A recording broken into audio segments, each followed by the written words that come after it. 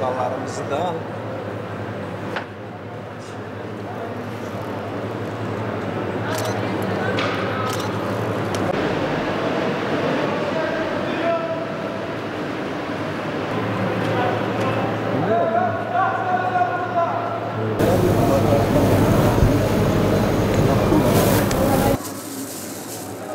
öyle çek.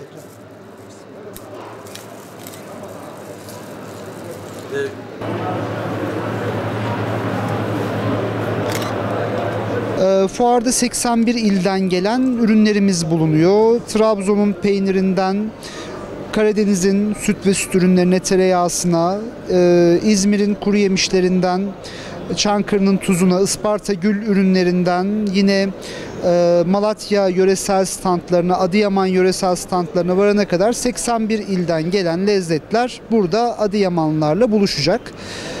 Fuarımız ayın 31'ine kadar devam ediyor, yıl sonuna kadar.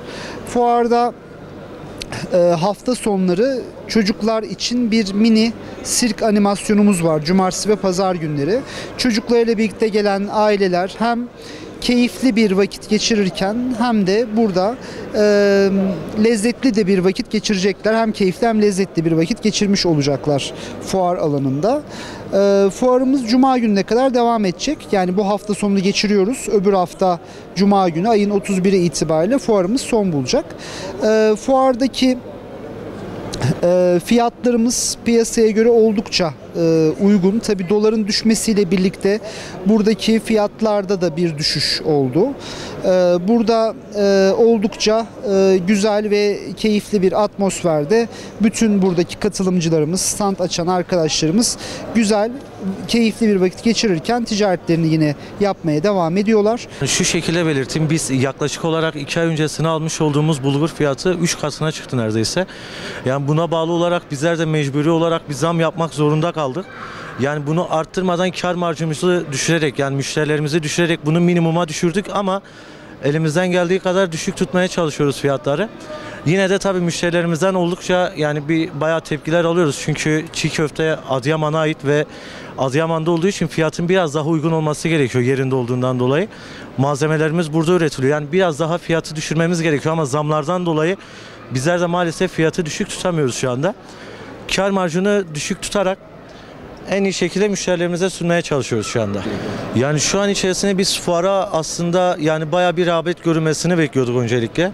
Tabii malum yani zamlardan dolayı, dolardan dolayı mı bilmiyoruz ama yani beklemiş olduğumuz işi şu anda göremedik. Yani beklentilerimizi karşılayamadı açıkçası. Çiğ köfte elle yoğrulması gerekiyor öncelikle. Adıyaman çiğ köftesi olduğu ve çiğ köfteyi aldığınız zaman hani kıvamına baktığınız zaman çiğ köftenin dağılmaması gerekiyor. Yani çiğ köftenin rengini kendine belli etmesi gerekiyor. Kaliteli malzeme kullanılması gerekiyor şu an çiğ köftede. Yani bu şekilde anlayabiliyoruz aslında. 8. Yöresel Gıda Fuarı'nda Adıyaman'da oluşan bu fuarda katılım tabii ki vatandaşlarımızdan, hemşerilerimizden yoğun ilgi az biraz daha. Bunu da ekonomiye bağlıyoruz. Yani millette para yoktur diye düşünüyoruz. Bir de havanın soğuk oluşundan dolayısıyla biraz katılım az. Beklentilerimizin altında. Ancak bizim kendi müşterilerimiz olduğu için, biz Adıyaman yerlisi olduğumuz için kendi müşterilerimiz gelip bizde tercih ediyorlar. Biz garantili bal satıyoruz. Beğenmeyenin parasını iade ediyoruz telefon ettikleri zaman.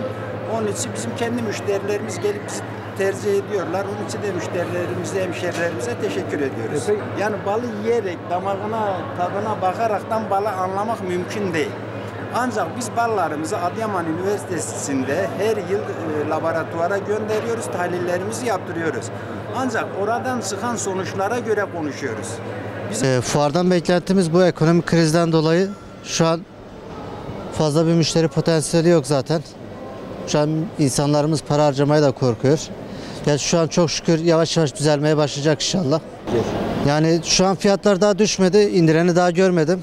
Yani biz yüksek fiyatlardan mesela ham maddeyi çok pahalı alıyoruz. Ham madde pahalı olunca da ister istemez tüm ürünlere yansıyor. Yansıdığı için de halkı olumsuz etkiliyor.